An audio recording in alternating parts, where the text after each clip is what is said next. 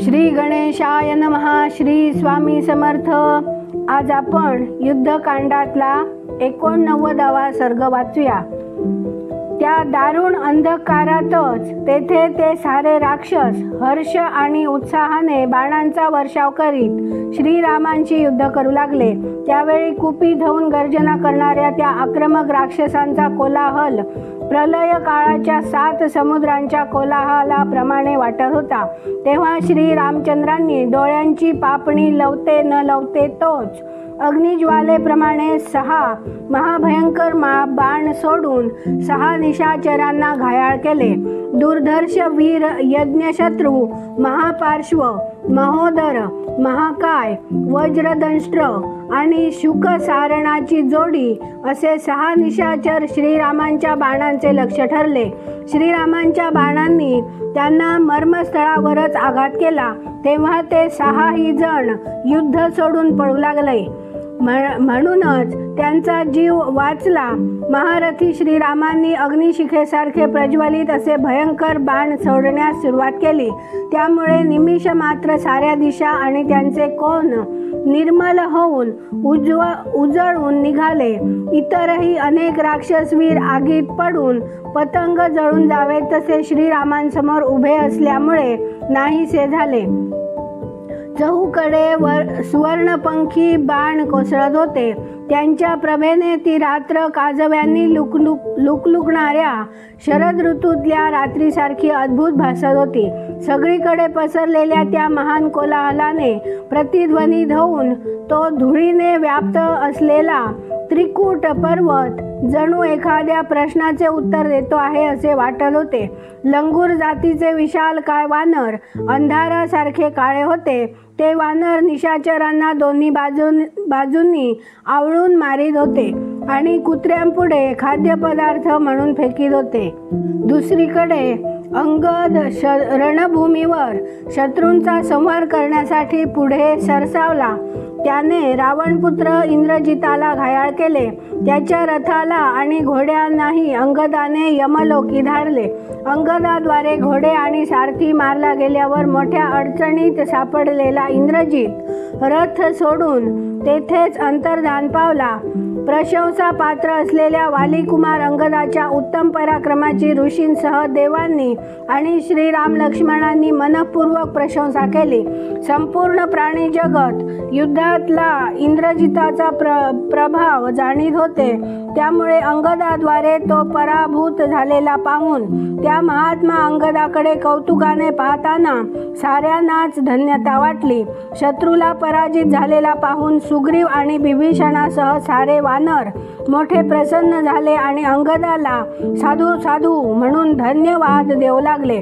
युद्धस्थळी भयानक कर्म करणाऱ्या वालीपुत्र अंगदाकडून पराभव पत्करावा लागल्यामुळे इंद्रजिताच्या क्रोधाचा पारा चढला. रावणकुमार वीर इंद्रजिताला ब्रह्मदेवांकडून वरप्राप्ती झाली होती. युद्धाचे अतिकष्ट झाल्यामुळे तो पापी रावणपुत्र मूर्छित झाल्यासारखा झाला होता. त्यामुळे अंतर्धान विद्येचा उपयोग करून अदृश्य होऊन त्याने वज्रासारखे तेजस्वी आणि तीक्ष्ण बाण सोडण्यास प्रारंभ केला. समरांगणात कुपित झालेल्या इंद्रजिताने घोर सर्पमय बाणांनी श्रीराम आणि लक्ष्मण यांना घायाळ केले. ते दोघे रघुवंशी बंधू आपल्या सर्वांगावर घाव झेलीत होते. त्यामुळे क्षतविक्षत झालेले होते. मायाविद्येचा आश्रय घेतल्यामुळे अदृश्य झालेल्या इंद्रजिताने कूट युद्ध करणाऱ्या त्या निशाचराने युद्धस्थळी त्या दोन्ही रघुवंशी बंधूंना श्रीराम लक्ष्मणांना मोहित करून त्यांना सर्पाकार बाणांच्या बंधनात जखडले. अशा प्रकारे क्रोधित झालेल्या इंद्रजिताने त्या दोन्ही पुरुषप्रवर वीरांना सर्पाकार बाणांनी बांधून टाकले. त्यावेळी वानरांनी त्यांना नागपाशात बद्ध पाहिले.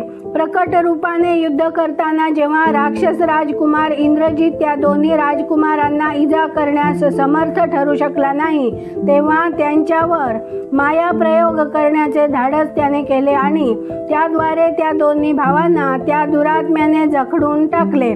त्यानंतर अत्यंत बलशाली प्रतापी राजकुमार श्रीरामांनी इंद्रजिताचा शोध घेण्यासाठी 10 वानर युद्धपतींना आदेश दिला. त्यांच्यापैकी 2 सुषेणाचे पुत्र होते आणि उरलेले 8 वानरराज नील, वालीपुत्र अंगद, वेगवान वानर शरभ, द्विविध हनुमान, महाबली सानुप्रस्थ, ऋषभ तसेच ऋषभस्कंध होते. शत्रूंना संतप्त करणाऱ्या या 10 जणांना रामांनी इंद्रजिताचा पाठलाग करण्याची आज्ञा दिली. तेव्हा ते सारे वानर भयंकर वृक्ष उचलून 10 दिशांना शोध घेत हर्षभरीत होऊन आकाश मार्गाने निघाले. परंतु अस्त्रज्ञ रावण कुमार इंद्रजिताने अत्यंत वेगवान बाणांचा पाऊस पाडून आपल्या उत्तम अस्त्राद्वारे त्या वेगवान वानरांच्या वेगाला आवर घातला. बाणांनी घायाळ झाल्यावर ते भयानक वेगवान वानर अंधारात मेघांनी झाकल्या गेलेल्या सूर्याप्रमाणे इंद्रजिताला पाहू शकले नाही. त्यानंतर युद्धविजयी रावणपुत्र इंद्रजित पुन्हा श्रीराम लक्ष्मणावरच त्यांची सर्वांगे विदीर्ण करणाऱ्या बाणांचा निरंतर वर्षाव करू लागला. कुपित झालेल्या इंद्रजिताने त्या 2 वीरांना श्रीराम लक्ष्मणांना बाणरूपधारी सापांनी अशा प्रकारे पिंजून टाकले की त्यांच्या शरीरावर बाण लागला नाही अशी जागाच शिल्लक राहिली नाही. त्या दोघांच्या अंगावर ज्या जखमा झाल्या होत्या त्यातून भयंकर रक्तस्राव होऊ लागले. त्यावेळी ते दोघे भाऊ फुललेल्या 2 पलाश वृक्षांसारखे उजळून दिसू लागले. त्यावेळी ज्याचे डोळे तांबरलेले होते आणि शरीर खाणीतून खोदून काढलेल्या कोळशाच्या ढिगासारखे झाले होते, तो रावण कुमार इंद्रजित अदृश्य अवस्थेत त्या 2 भावांना म्हणाला, मी युद्धाच्या वेळी अंतर्धान पाहू शकतो, त्यामुळे मला देवराज इंद्र देखील पाहू किंवा पकडू शकत नाही. मग तुमच्या दोघांची काय कथा? मी तुम्हा दोघांना 2 रघुवंशी वीरांना कंकपत्रयुक्त बाणांच्या जाळ्यात अडकवून टाकलं आहे. आता रुष्ट झालेला हा इंद्रजित या क्षणी तुम्हा दोघांना यमलोकी धाडील. इतके म्हणून तो निशाचर त्या 2 धर्मज्ञ बंधूवर श्रीराम लक्ष्मणांवर पाजळलेल्या बाणांचा प्रयोग करून त्यांचा वेध घेऊ लागला आणि हर्षभरीत होऊन जोरजोराने गर्जना करू लागला. खणलेल्या कोळशासारख्या ढिगाच्या काळा इंद्रजित पुन्हा आपले विशाल धनुष्य पसरून त्या महासमरात घोर बाणांचा वर्षाव करू लागला. मर्मस्थळांचे ज्ञान असलेला तो वीर श्रीराम आणि लक्ष्मणांच्या मर्मस्थानी आपले तीक्ष्ण बाण सोडीत वारंवार गर्जना करू लागला.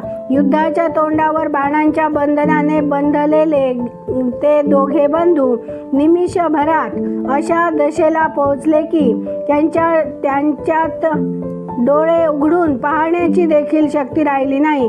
वास्तविक ही त्यांची मनुष्य जातीतली लीलाच होती. अशा प्रकारे त्यांची सारी अंगे वेधली गेली. बाणांनी ते व्याप्त झाले. दोरातून सुटलेल्या देवराज इंद्राच्या 2 ध्वजांसारखे ते हेलकावे खाऊ लागले. ते महान धनुर्धर वीर भूपाल मर्मभेदामुळे विचलित आणि गलित गात्र होऊन पृथ्वीवर कोसळले. युद्धभूमीत वीरशय्येवर पडलेले ते दोन्ही वीर रक्ताने न्हालेले होते. त्यांच्या सर्वांगांना बाणरूप धारण केलेल्या नागांनी विळखे घातले होते, त्यामुळे त्यांना दारुण वेदना होत होत्या. त्यांच्या शरीरावर 1 अंगुळभरही जागा अशी नव्हती की जेथे बाणाने वेधलेले नव्हते. हातांच्या अग्रभागांपर्यंत कोठलेही अंग असे नव्हते की जे बाणांनी विदीर्ण झालेले नव्हते. ज्याप्रमाणे झरे पाणी खाली टाकीत राहतात त्याप्रमाणे ते दोन्ही भाऊ त्या मनाप्रमाणे रूप धारण करणाऱ्या राक्षसाच्या बाणांनी घायाळ होऊन तीव्र वेगाने रक्त स्त्रवत होते. ज्याने पूर्वी एकदा इंद्राला पराभूत केले होते त्या इंद्रजिताने क्रोधपूर्वक सोडलेल्या बाणांनी मर्मस्थळीच आघात झाल्यामुळे प्रथम श्रीरामच जमिनीवर पडले. इंद्रजिताने त्यांना सोन्याचे पंख स्वच्छ अग्रभाग आणि धुळीसारखी गती असलेल्या बाणांनी घायाळ केले. त्या बाणात शीघ्रगामी नाराज, अर्धनाराज, भल्ल, अंजलिक, वत्सदंत, सिंहदंष्ट्र आणि क्षूर जातीच्या बाणांचा समावेश होता, ज्याची प्रत्यंचा चढविली होती पण मुठीवरची पकड ढिली पडलेली होती, जे 2 पार्श्वभाग आणि मध्यभाग अशा 3 जागी झुकलेले होते, जे सुवर्णभूषित होते. जसे धनुष्य त्यागून श्रीराम वीरशय्येवर पहुडलेले होते. फेकलेला बाण जितक्या अंतरावर पडतो तितक्याच अंतरावर श्रीराम लक्ष्मणापासून दूर पडले होते. तेथून जमिनीवर पडलेल्या पुरुषप्रवर श्रीरामांना पाहून लक्ष्मण जीवनाविषयी निराश झाला.